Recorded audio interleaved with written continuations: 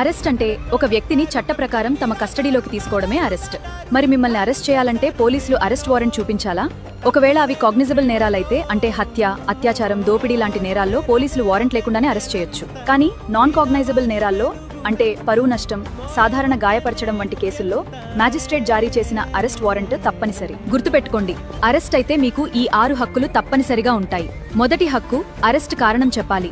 రెండవ హక్కు, మీ కుటుంబానికి లేదా మీరు చెప్పిన వ్యక్తికి వెంటనే పోలీసులు సమాచారం ఇవ్వాలి. మూడవది, లాయర్ హక్కు.